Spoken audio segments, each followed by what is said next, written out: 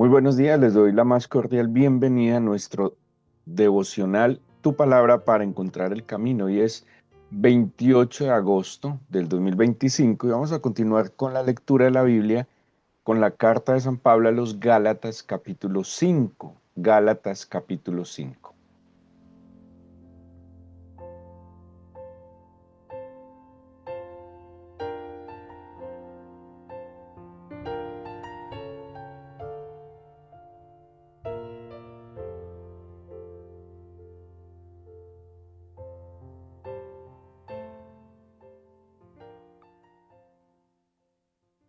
Podríamos decir que en el capítulo 5 hay cuatro temas principales que está tratando el, el apóstol Pablo, que son recurrentes en la epístola. Primero, la libertad en Cristo.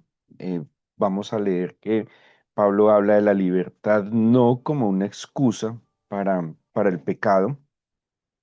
Por eso claramente la libertad no tiene nada que ver con hacer las cosas que yo quiero, cuando quiero, como quiero, con quien quiero, sino la libertad que Él nos ha concedido de poder estar cerca de Él, ¿sí? Que no hay impedimento alguno, que no hay obstáculo alguno, ni esquema, ni paradigma que impida que nosotros podamos estar cerca del Señor. Pero, pues obviamente aclara que esa libertad no es de ninguna manera una licencia para obrar en contra de la santidad y de la verdad del Señor. Pero somos libres en Cristo, ¿sí?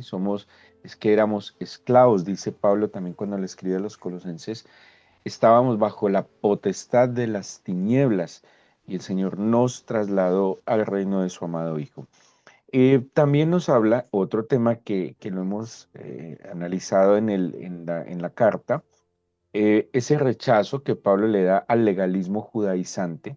Por eso se va a centrar un poco en el tema de la circuncisión. También el tercer tema es la fe que obra por amor. Em, es algo que Pablo resalta mucho, por ejemplo, en Timoteo, la fe que obra por amor y cuarto, la vida guiada por el Espíritu. Si ustedes ven estos cuatro temas del capítulo 5, son temas no solo comunes a toda la carta, sino a los escritos paulinos, ¿sí? Son temas que Pablo va a tratar en sus escritos. La libertad, el rechazo al legalismo, y podría decirse la libertad versus el legalismo, la fe que obra por amor y la vida guiada por el Espíritu. Como les decía, bajo los esquemas de la ley, pues obviamente era una, una vida un poco rígida, una vida muy exigente, que generaba sentimientos diferentes a lo que pues el Señor esperaba de lo que fuera la vida de fe. Porque la vida de fe tiene que ver en una confianza absoluta en el Señor, en Él y en su palabra. La vida bajo el esquema del legalismo, pues implicaba confianza en sí mismo, ¿sí? Confianza en su propio esfuerzo y la certeza de que, pues, lo bueno o las bendiciones eran como consecuencia de sus esfuerzos. Así que esto es lo que Pablo nos va a hablar en este capítulo. En la primera parte, pues está con el tema de la perdón, de la circuncisión, em, donde ellos estaban, pues yo ya les había dicho que tenían un proceso de conversión y dentro de este proceso de conversión obligaban a la circuncisión, ¿sí? O sea, que si no se circuncidaban, no entraban en el pacto y pues Pablo está aclarando que no es una obra de la carne. Además, es muy fuerte porque Pablo les está atribuyendo la circuncisión como una obra de la carne. Imagínense que para ellos era un acto muy importante dentro de digamos, dentro de sus ritos litúrgicos y sobre todo de conversión. Y Pablo le dice, eso sigue siendo algo externo, eso no es obligatorio, el sentido no está en mutilar. De hecho, cuando los confronta les dice, ojalá se mutilasen, ¿sí? Porque él está diciendo, ustedes ahora están haciendo algo al cuerpo que el Señor no lo está exigiendo de ninguna manera. Pero desde el versículo 16, Pablo nos va a hacer un contraste muy importante. Y creo que también se centra y es un centro en la teología paulina. Y nos va a poner en contraste dos cosas que él menciona como las obras y como el fruto. Y les decía, em, pues esto es una confrontación fuerte porque acordémonos que estos judaizantes tenían una superioridad moral. Ellos consideraban que eran pues mejores que otros porque trataban de cumplir todos estos rituales, ¿sí? Em, y, y Pablo entonces en esta última parte del capítulo, pues que es uno de los capítulos más importantes que tenemos de todas las cartas paulinas, y es ese contraste entre las obras de la carne y el fruto del Espíritu. Vamos a leerlo y les voy a explicar que tiene una importancia enorme en la teología paulina. Dice, digo pues, andad en el Espíritu y no satisfagáis los deseos de la carne. Esto lo hemos visto también en la epístola a los Romanos de manera muy clara. Y dice, no satisfagáis los deseos de la carne, porque el deseo, está en Gálatas 5:17, el deseo de la carne es contra el espíritu y el del espíritu es contra la carne y estos se oponen entre sí. Pablo en otro de sus escritos aconseja que sujetemos, acordémonos que cuando él habla de la carne, está hablando del cuerpo, pero también el cuerpo dominado por el alma, los impulsos emocionales, ¿sí? Los deseos, o sea, los deseos de la carne no solo son cosas necesarias del cuerpo, sino que lo liga también al alma, a sus pasiones. Entonces dice, porque el deseo de la carne definitivamente es contra el espíritu. Entonces, es muy tenaz porque él está diciendo que la religiosidad se convierte en una obra de la carne, porque lo que está buscando es satisfacer el alma y la carne y no la satisfacción del espíritu, ¿sí? Y lo hemos hablado mucho, es muy fácil, es una línea muy delgada entre la vida en el espíritu y glorificar al Señor o la vida en la carne donde estamos buscando nuestra propia gloria. Así que dice el 18, también es algo muy claro en la teología paulina, si sois guiados por el Espíritu, no estáis bajo la ley. Y este de vivir en el Espíritu, guiado en el Espíritu, es algo que seguramente usted ha escuchado muchas veces, lo lee mucho en el Nuevo Testamento, y ese es el centro de lo que es la vida de la fe. Pablo dice en el capítulo 2, ya no vivo yo, sino Cristo en mí. La vida en el Espíritu es una vida de identidad y es una vida intercambiada. Y yo creo que llegará el momento en que lo entendamos y con lo que les voy a explicar, creo que vamos a comprender algo muy importante de lo que es la vida en el Espíritu.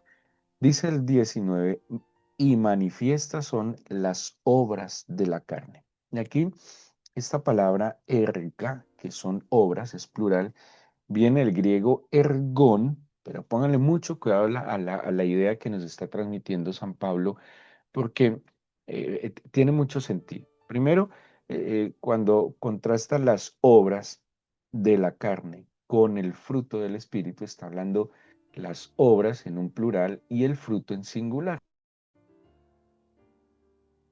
dándonos a entender que seguramente las obras de la carne pueden no ser exactamente generales, ¿sí? Para todas las personas. O sea, las obras de la carne tienen singularidades. No quiere decir que todos actuamos u obramos en la carne de la misma manera. Pero, ojo, el fruto del Espíritu, como depende exclusivamente del Señor, el fruto del Espíritu sí o sí tiene todas estas características que describe San Pablo. Entonces, de nuevo, las obras de la carne son, digámoslo así, singulares, diferentes, son particulares y no necesariamente son las mismas obras en la carne en todas las personas. Pero el fruto del Espíritu, como es un fruto que viene del Señor, ese fruto sí se manifiesta completamente en las personas que están viviendo en el Espíritu. De nuevo, el 19 dice,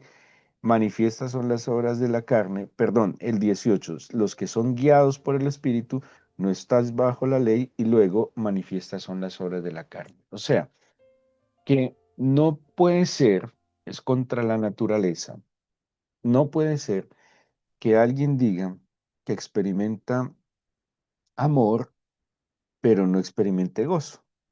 No puede ser que alguien diga que experimenta fe, pero no experimenta paciencia, ¿sí? No puede ser que alguien diga que experimenta templanza, pero no mansedumbre, porque el fruto no está eh, separado, ¿sí? Porque el fruto del Espíritu no está desglosado ni individualizado, sino que el fruto del Espíritu es un solo paquete que se manifiesta completamente. De nuevo, las obras de la carne son individuales, son diferentes y no necesariamente se manifiestan todas en una misma persona. Entonces, las obras de la carne no se van a manifestar todas en una misma persona, pero el fruto del Espíritu sí se debe manifestar todo en un creyente. De nuevo, volvamos a la definición. Entonces, esta expresión ergón, que quiere decir obra o trabajo, póngale mucho cuidado porque es un acto que materializa un deseo interno. O sea que esta obra que menciona aquí Pablo es una acción, ¿sí? Un trabajo, es una acción que genera o que más bien nace en un deseo interno. Esta obra que manifiesta es un deseo que se materializó. Veámoslo así. Y escuchen esta. Es un esfuerzo intencional que produce un resultado concreto. O sea que la obra, y esto es muy, muy tenaz lo que Pablo nos está describiendo, porque es lo que Santiago también nos está tratando de describir cuando habla de la tentación. Y el escritor de la carta de Santiago, pues, que ya sabemos que se presume que era un hermano del Señor Jesús, cuando él está hablando de la tentación, dice, no digan que primero dice, bienaventurado el varón que soporta la tentación. Eso está en el capítulo 1. Dice, porque cuando haya resistido la prueba, recibirá la corona de vida.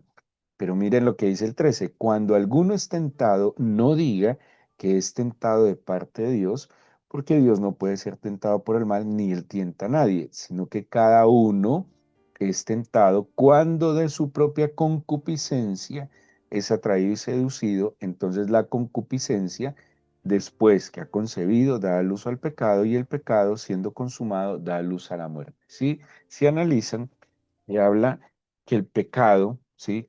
Que el pecado es una obra de la carne. ¿Dónde nace? En el deseo, la concupiscencia. Ese deseo, cuando se concibe, va a dar a luz al pecado. Es como un proceso. O sea, que esto que está diciendo Pablo como obras de la carne es algo que nació en el corazón. Bien decía el Señor, es que lo que contamina no es lo que entra al hombre, sino lo que sale de su corazón. Es del corazón, dijo el Señor Jesús, donde nacen las envidias, los homicidios, la violencia, la corrupción, sale del corazón. Entonces, las obras de la carne son deseos que se van alimentando, que van cogiendo fuerza hasta que se materializan, ¿sí? Por eso es individual, es particular y no necesariamente todos obramos, cuando obramos en la carne, todos obramos de la misma manera. Y aquí describe unas obras. Dice, adulterio, fornicación, inmundicia, lascivia, tienen que ver con obras inmorales. Idolatría, hechicerías, tiene que ver, bueno, con sectarismos, ese es uno de los significados de, de, de esto, y tiene que ver con, pues como lo dice, actos o acciones espirituales contrarias al Señor, enemistades, pleitos, celos, iras, contiendas, disensiones, tiene que ver con problemas de relaciones interpersonales, las herejías son partidismos, envidias, homicidios, borracheras, orgías, cosas semejantes a estas. Pablo lo que está diciendo entonces es que estas acciones nacen en el corazón y se ejecutan, pero tuvieron una elaboración, tuvieron una planificación. Eso es lo que quiere decir la expresión ergón. Es algo que se planea, que se idea y que se ejecuta. Esto es muy tenaz porque hay todo un trabajo completo, una labor completo para estas obras de la carne. En contraste a las obras de la carne, que nacen en el corazón, que se alimentan, que terminan ejecutándose. Por eso nadie puede decir, yo iba caminando por ahí y ¡fum! Pequé. No, el pecado siempre tiene un proceso interno, ¿sí? Las obras de la carne tienen un proceso interno, que es un deseo que se sale de control y por eso se ejecuta. Algo pasa, una idea, y por eso tenemos que cuidar mucho los pensamientos y tenemos que tener mucho discernimiento en la primera idea nociva que se vino a la mente. Esas ideas que siempre creo yo que son sembradas también por el enemigo, dice como dardos de fuego, ideas equivocadas que se vienen a la mente y que tristemente no alcanzamos a discernir a tiempo para cortarlas y sacarlas, y por el contrario, esa idea vaga empieza a alimentar, alimentar. Entonces lo pienso una vez, lo pienso dos veces, lo pienso tres veces, lo pienso cuatro veces, y en la medida en que va dando vueltas esa idea en la cabeza, puede bajar a nuestras emociones y ahí es donde se convierte en un deseo que vamos a ejecutar. Hay tiempo. ¿En qué momento? Por eso la Biblia dice una salida. Por eso hay tiempo cuando se le pasa el primer pensamiento y usted identifica que ese pensamiento no es bueno, no glorifica a Dios y si lo alimenta no lo va a llevar a nada bueno, hay que cortarlo. Ese es el momento donde hay que no dejar que esa raíz se alimente para que dé fruto. Por el contrario, en el capítulo, versículo 22 dice, más el fruto del Espíritu. Y la palabra fruto viene del griego karpos, algunos lo pronuncian como harpos, que no implica esfuerzo. Mire, en contraste con la obra, que es un esfuerzo intencional que produce un resultado concreto, el karpos, ese fruto, es un resultado o efecto natural de un proceso vital. Esto me llama mucho la atención, porque las obras de la carne sí o sí son esfuerzos personales, pero el fruto del Espíritu es un efecto natural, ¿sí? Claro, usted no ve nunca un árbol que esté herniándose por dar un fruto. El árbol da fruto porque las condiciones de sus raíces son, bueno, primero porque la naturaleza del árbol es que dé fruto. El, el árbol está diseñado genéticamente para dar fruto. Hay unas condiciones que le favorecen para dar el fruto, como el terreno, los abonos, el agua, sí, hay unas condiciones para que dé fruto, pero el árbol en sí, escuchen muy bien, el árbol en sí no está haciendo ningún esfuerzo para dar ese fruto. Es un proceso natural, es un efecto natural de un proceso vital. Este carpós es una obra de Dios en el creyente, contrario al esfuerzo humano que es una obra en la carne. Y como les decía, las obras en la carne o de la carne son individuales, son acciones diferentes a cada persona. El fruto del Espíritu sí es una evidencia, porque como viene del Señor, es la obra del Señor en el creyente que se manifiesta. Y alguna vez les explicaba, para hacer una conclusión final, que cuando la Biblia habla de harpazo, que es una expresión que usa Pablo, si no me equivoco, en la carta a los tesalonicenses, es lo que se traduce como arrebatamiento o rapto, ¿sí? Va a haber un arrebatamiento y un rapto. ¿En qué momento? Pues algunos dicen que antes de una tribulación, que durante la tribulación, que al final de la tribulación. No importa en qué momento, el caso es que va a haber un harpazo, que es un arrebatamiento, un rapto, que es la acción a través de la cual el Señor se lleva a su iglesia. Pero imagínense que esta palabra harpazo viene del mismo griego harpos, o sea que harpazo es tomar el fruto, ¿sí? Harpazo es recoger el fruto. Cuando el agricultor va al campo y toma el fruto de X planta, esa expresión es arrancar, es arrebatar, es tomar, eso es jarpazo. O sea que lo que nosotros conocemos como el arrebatamiento es nada más y nada menos que el Señor, lo dice la Biblia, como el viñador, como el agricultor, va a tomar el fruto que él trabajó en la iglesia. Y esto me ha sorprendido muchísimo, porque el fruto del Espíritu es la labor del Señor en el creyente. Y el creyente lo que debe hacer es menguar para que Él crezca, morir para que Él viva, es permitir que Él obre en nosotros. Por eso es ya no yo, dice Pablo, sino Cristo en mí. Las obras de la carne es nuestro constante y necio esfuerzo personal que termina, y esto es muy tenaz porque no todas las obras de la carne son inmorales. Muchas obras de la carne tienen buenas intenciones, pero no tienen los resultados que el Señor quiere, porque el resultado que el Señor quiere es el fruto de su espíritu en nosotros. Eso es lo que Él va a tomar. Cuando Él venga por la iglesia, Él va a tomar entonces ese fruto que Él trabajó en cada creyente. ¿Sí ven? O sea que aquel que es fruto, no ni siquiera un árbol, sino que en esta analogía es un fruto, va a ser tomado y va a satisfacer el alma del viñador que es el Señor.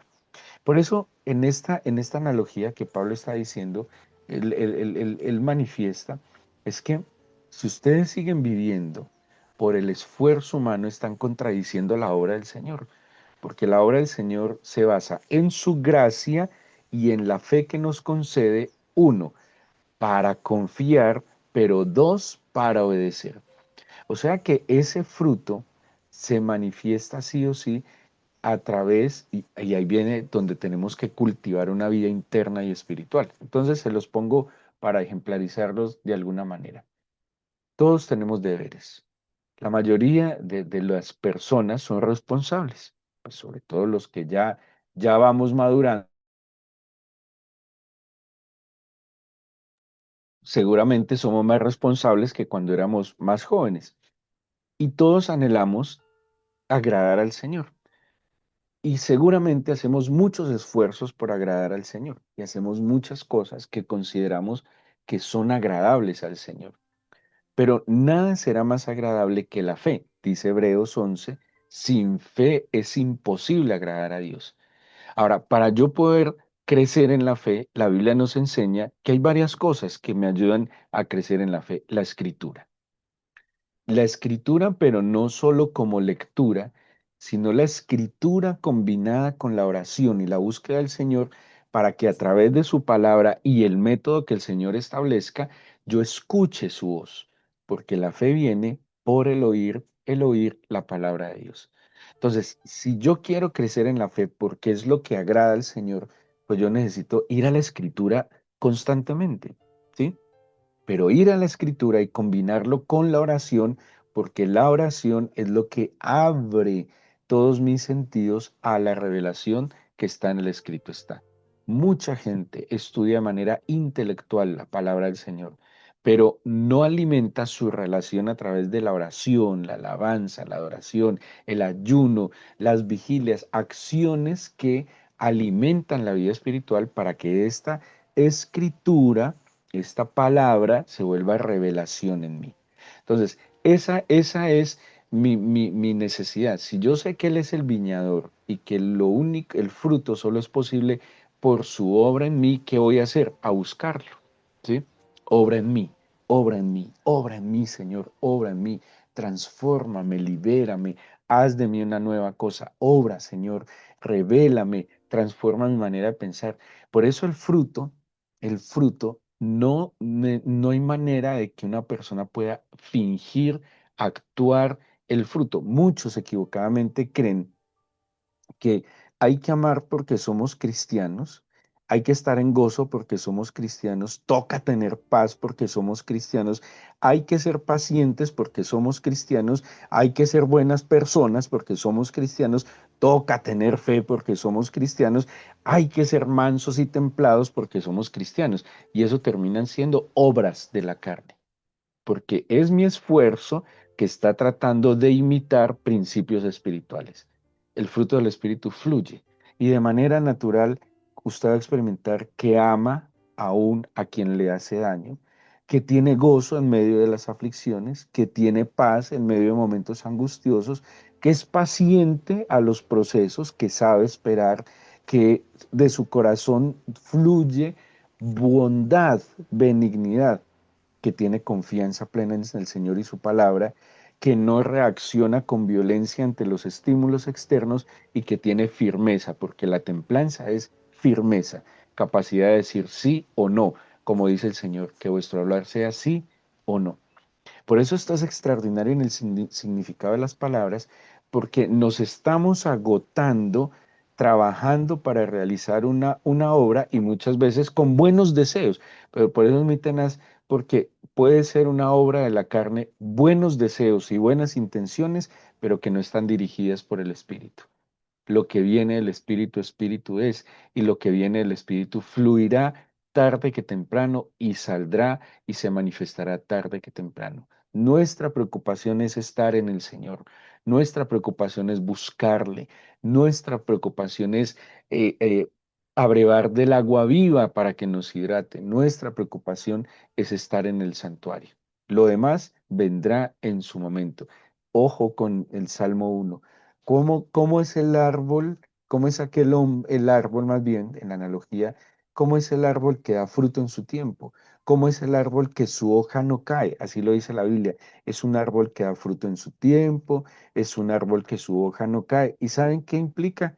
Un varón que no estuvo en consejo de malos, que no estuvo en camino de pecadores, que no se sentó en sillas escarnecedores, pero en la ley del Señor está su delicia y en su ley medita día y noche. Eso es una señal de cómo permitir que el fruto del Espíritu se manifieste a través de nosotros.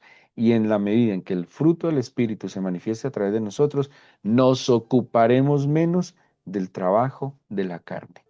Espero haber sido muy claro, porque hoy, Señor, creo que si hay una labor que tenemos que hacer es buscarte. Bien lo dijiste, buscad primeramente el reino de Dios y su justicia, y todas las cosas os serán añadidas. Nuestro esfuerzo no debe ser ni siquiera en pretender manifestar los frutos del Espíritu. Eso es una contradicción. No hay manera de que broten frutos por esfuerzo. El fruto brota por condiciones dadas, Señor, para que se fructifique. Y las condiciones que tú estableces para que demos fruto implica estar cerca de aguas vivas. Tú eres el agua viva. Implica, Señor, ser cuidado por el labrador y tú eres el labrador. Implica, Señor, como dice el Salmo 1, no andar en malos consejos, no estar en camino de pecadores, no sentarnos en las sillas de los escarnecedores, sino deleitarnos en tu palabra, meditar en ella y obedecerla. Y en su momento, como lo dice el mismo Salmo 1, dará su fruto, un fruto que será agradable para ti sin duda alguna, Señor, pero también será agradable para nosotros y para nuestro prójimo. Señor, perdónanos cada vez, aunque amándote y pretendiendo actuar de buena manera, terminamos obrando en la carne, en el esfuerzo personal y no en la gracia, Señor. eh, Minimizando tu gracia, porque es que lo que viene de ti, Señor, se hace en paz, en armonía, en alivio, Señor, porque lo que proviene de ti o lo que tú vas a hacer, simplemente lo haces. Pero cuando lo hacemos en nuestro propio esfuerzo, de verdad, cuántas cosas, mi Señor, hemos hecho en nuestro esfuerzo que terminamos cansados, agotados, frustrados, saturados. Lo que viene del Espíritu no genera ni frustración, ni saturación, ni mucho menos enfermedad.